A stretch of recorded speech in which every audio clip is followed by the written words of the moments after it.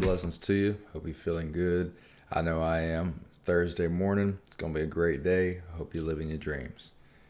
What I wanted to talk about today was the concept that I've thought about for quite some time now, that I believe others can gain from as well, that maybe you've thought of before. It's not very complex, but it is something that reigns true in a lot of different life situations, especially nowadays.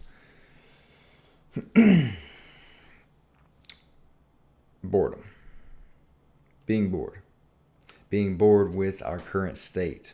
Being bored with what's going on in our life. Being bored with whatever it is. In my opinion, this is not a feeling or an emotion or a state that we should feel very often at all as we mature and grow older. Why do I say that? Well, I think back to the times when I felt most bored in my life, when I had the most amount of boredom and just absent-minded activity, I guess, if you will, where I had nothing to focus my mind on to captivate myself, or it felt like I didn't.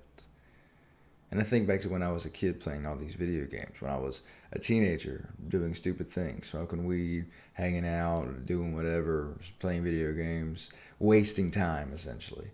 And the boredom I would feel all throughout it, and even a little bit of the young adolescent days. Um, this is not a feeling that we should feel, in my opinion, because in the alleviation of this feeling from my life was the process by which I got started in my life, like the process of learning who I even am, right?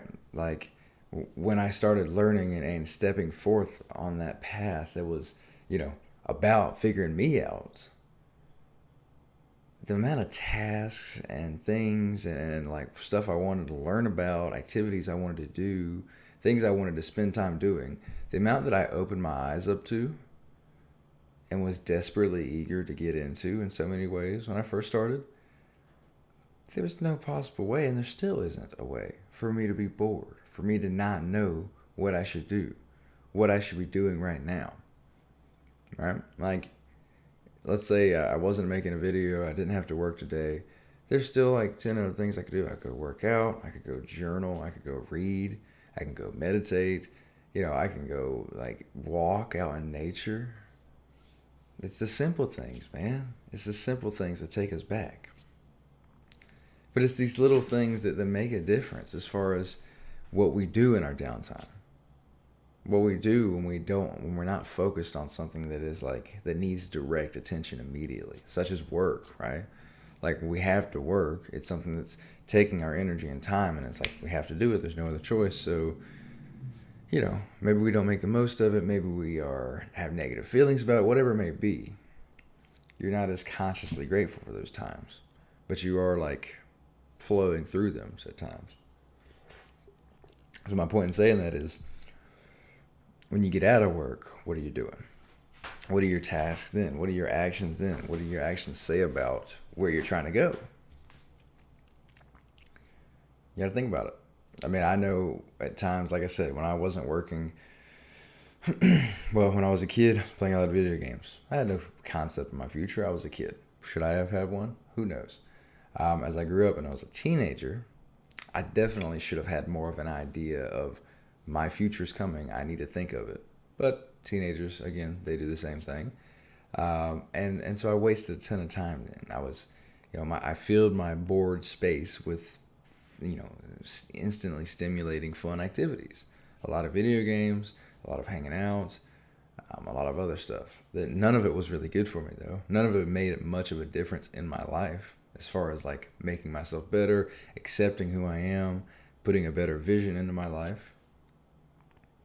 Now, I will say that I got that side out of me early on, that like endless seeking of fun. So I'm grateful for that. But I'm grateful for everything, for the record. But it wasn't like, and then I got a little bit older and I was working different jobs and whatever else. And it was what I did in the downtime then still that irked me in a way that I knew wasn't helping me, that I knew was a improper use of time without a definite definition of what I needed to do, right? So it was when I opened my eyes up, when I realized how much work I could be doing. But it wasn't work. It was like meaningful action. It was action that I could take to make my life better in this way or that way. And as I realized how far away it was from the where I wanted to be, I understood how much action I needed to take. So therefore, it was never like, hey, I never felt bored again almost. Because there's always something I could be working on and doing and making a positive difference in. But what happens is we're so drawn into the complexities and the endlessly stimulating things and the things that are so entertaining to us. Video games, TV, social media, sex, drugs, whatever it is. These different activities that take out a ton of energy, and they take up a ton of time, but they don't take a ton of energy, right? Like, they're easy to do. We get so used to those things, and we're not used to doing the less stimulating, more productive activities. Those activities seem, impossible. Maybe we start and we try to do them, and we go really hard, and then we're just bored with it. We can't do it. It doesn't stimulate our mind enough. Our attention is all over the place. We got to watch 7 different videos to feel anything, let alone watching one video 5 times to really imprint what it is into our subconscious mind, or reading the same page of a book 2 or 3 different times so you can really ingrain it, or reading a whole book just like that. You see, it's our willingness to, I don't want to say willingness to be bored, because again, it's not being bored. It's our willingness to face the less stimulating things for the right reason.